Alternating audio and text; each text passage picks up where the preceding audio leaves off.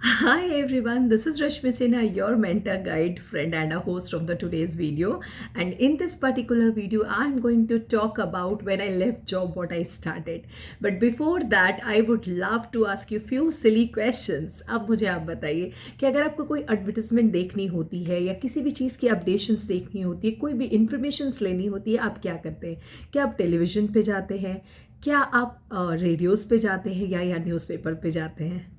सोचने लगे ना कि शायद नहीं जाते हैं, राइट? नहीं जाते हैं हम कहाँ जाते हैं? हम जाते हैं फेसबुक पे, यूट्यूब पे, गूगल पे, ट्विटर पे और टेलीग्राम पे, क्योंकि ये है आज का ज़माना और आज की trend. So we all are trend setters. कहीं ना कहीं हम सब टेक्नोलॉजी से जुड़े हुए हैं और हर चीज़ को जानने के लिए इन्हीं प्लेटफॉर्म्स का इस्तेमाल करते हैं, राइट? तो इसी से जुड़ा हुआ है डिजिटल मार्केटिंग। और जो मैंने आपको पूछा रेडियोज़ या न्यूज़पेपर्स या टेलीविजन्स के बारे में जो मैंने पूछा, वो है traditional marketing. Why don't we go for the traditional marketing? Why we choose digital marketing? Why I have chosen as a freelancing profession that digital marketing? इसी बात पर है आज का video.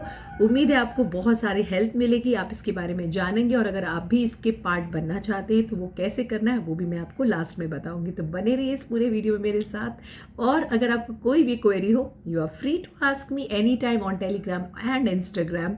That in my description the links are given, as well as इस तरह के बहुत सारे अपडेटेड वीडियोस के लिए मेरे चैनल को ज़रूर सब्सक्राइब कर लीजिए। शेयर और लाइक करना बिल्कुल मत भूलिएगा। So let's begin. वैसे तो डिजिटल मार्केटिंग में बहुत सारे प्रोफेशंस हैं, लाइक आप एसईओ में जा सकते हैं, आप ब्रांडिंग कर सकते हैं, आप गूगल या वेबसाइट पर जाके काम कर सकते हैं, आप ईमेलिंग पर काम कर सकते हैं, बहुत सारे हैं। उस पर आपको कैसे एक्सपर्टाइज होना है वो मैं आपको बताऊंगी। बट पहले मैं आपको बताती हूँ कि डिजिटल मार्केटिंग एग्जैक्टली काम कैसे करती है, कैसे ये बूमिंग मार्केट है और आने वाले टाइम में ये और ज़्यादा बूम करेगी। 170 बिलियन मनी, इतना मनी जो है इन्वेस्टमेंट दिखा रहा है आने वाले हमारे जो, अगर आप इसके चार्ट्स देखें, अगर आप इसको गूगल पे सर्च करें तो आपको पता चलेगा कि डिजिटल मार्केटिंग जो है बहुत ज़्यादा पैसा जो है वो इन्वेस्ट कर रही है अपने काम में। अब मैं बताती हूँ ये काम कैसे करता है। फॉर एग्जाम्पल, जब भी आप कोई एड्स देखते हो, सपोज आपने लिख दिया शूज़ या क्लोथ्स, राइट? आप जब गूगल पे सर्च करोगे तो डेफिनेटली हमारे पास सबसे पहली साइट आ जाती है मिंत्रा की। ऐसा क्यों होता है? मिंत्रा ही क्यों नहीं फ्लिपकार्ट या कोई दूसरी साइट्स? इसका रीज़न है मिंत्रा सिर्फ कपड़े बेचने पर काम नहीं कर रही है, बल्कि साथ ही वो एसईओ पर भी काम कर रही है। एसईओ का मतलब होता है कौन से कीवर्ड से उनकी साइट ही खुलेगी, तो उन कीवर्ड्स को टैग करना, उन कीवर्ड्स को वहाँ पे प्लेस करना, ये काम होता है एसईओ ऑप्टिमाइजेशन का, राइट? इसके पीछे जो है बहुत बड़ा एनालिटिक्स भी काम करता है। फॉर एग्जाम्पल, अगर आप जैसे हम अगर एक ट्रेडिशनल मार्केटिंग कर रहे हों, मान लीजिए आपको कोई ऐड डालनी है, तो हमारा पुराना तरीका हुआ करता था कि हम उस ऐड को न्यूज़पेपर पे जाके पोस्ट करवाते थे। अगर आप ऐसा करते हैं तो आपको क्या करना पड़ता है? आपको फर्स्ट पेज के लिए, थर्ड पेज के लिए, 17th पेज के लिए अलग अलग कॉस्ट पे करनी पड़ती है। और एक बार आपने ऐड दे दी तो आपके पैसे वापस भी नहीं होंगे, चाहे आपको फ़ायदा हो या ना हो, राइट? तो आपके पैसे वेस्ट भी हो जाएंगे। दूसरी बात, अगर आप टेलीविजन पर भी ऐड रन करना चाहते हैं या होर्डिंग्स लगवाना चाहते हैं अपने ही शहर में, तो वो भी काफ़ी महंगी होती है। तो अगर आपने अपने प्रोडक्ट की लॉन्चिंग वहाँ कर भी दी और अगर वो प्रोडक्ट बिकी ही नहीं या उससे उनको कोई फ़ायदा ही नहीं हुआ, तो आपके सारे पैसे वेस्ट हो जाते हैं। जबकि डिजिटल मार्केटिंग बिल्कुल ऐसे काम नहीं करती है। फॉर एग्जाम्पल, मैंने अपना एक ऐड चलवाया और टेलीविजन पे वो चल रहा है, सपोज कीजिए वो डीडी न्यूज़ पर चल रहा है। अब डीडी न्यूज़ पे चल रहा है, वो एक रीजनल चैनल है या फिर समझिए नेशनल चैनल है, और वहाँ वो ऐड चल रही है जो है तो नॉर्थ इंडिया के कस्टमर्स के लिए, लेकिन वो चल रही है साउथ में भी, ईस्ट में भी, वेस्ट में भी। तो ऐसे सिचुएशन में क्या होता है, वो ऐसे ऑडियंस के सामने जा रही है जिनको वो चीज़ लेनी ही नहीं है, तो मेरे उस ऐड का नुकसान होगा मुझे, और कोई भी ऑडियंस उसको आगे जाकर के अटेंशन नहीं देगी। ऐसे में डिजिटल मार्केटिंग बहुत काम करती है। वो क्या करती है, वो सिर्फ टारगेटेड ऑडियंस को ही हमारी ऐड दिखाती है, ना कि सबको। अब ये कैसे किया जाता है भाई? वो क्या करती है, वो डेटा पहले कलेक्ट करती हैं। डेटा कलेक्ट करने के पीछे भी काफ़ी पॉइंट्स होते हैं, जैसे वो किस एज ग्रुप को दिखाए जाने वाले हैं, आपकी ऑक्यूपेशन, क्या आप कौन सी जॉब करते हैं, क्या आपको उस शूज़ की या उस क्लोथ्स की ज़रूरत भी है या नहीं है, क्या आपके लिए वो जो प्रोडक्ट है वो फिट भी है या नहीं। अगर आपने कभी भी उसकी इंटरेस्ट शो की होती है, कभी भी जब आप गूगल पे जाके उसकी इंटरेस्ट शो करते हैं या कहीं भी आप कोई फॉर्म फिल कर देते हैं मार्केट में, या कोई ईमेल आपकी आती है और आप उस ईमेल को क्लिक करते हैं, इसका मतलब आपको उसमें इंटरेस्ट है और वैसे उसी वक्त आप जो है उस लिस्ट में चले जाते हैं। तो इस तरह से बहुत बड़ा डेटाबेस का एक मार्केट है जिसको ऑप्टिमाइज करना भी डिजिटल मार्केटिंग का एक पार्ट है, मतलब वो भी एक जॉब है।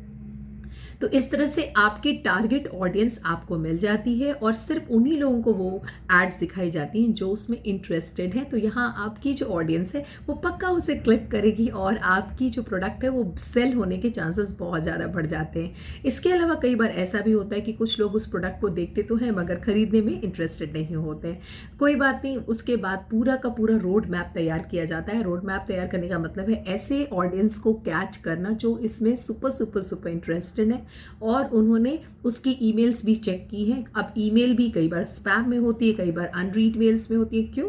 क्योंकि वो भी हमारे डिजिटल मार्केटिंग में ही आता है। यानी किस तरह की ईमेल आप चाहते हैं और उस तरह की ईमेल के लिए उतने ही पैसे भी लिए जाते हैं। डू नॉट फॉरगेट कि अगर आपको गूगल पर अपनी कोई ऐड डालनी है तो आपको उसकी टैगिंग के लिए कई बार 700 रुपीज़ पर वर्ड भी लग सकता है। बट इसमें 100% चांसेस होते हैं कि आपको आपके प्रोडक्ट की प्रॉपर ब्रांडिंग भी मिल जाती है और साथ ही साथ आपका प्रोडक्ट उन ऑडियंस के सामने चला जाता है जो उसे खरीदने में सचमुच इंटरेस्टेड है।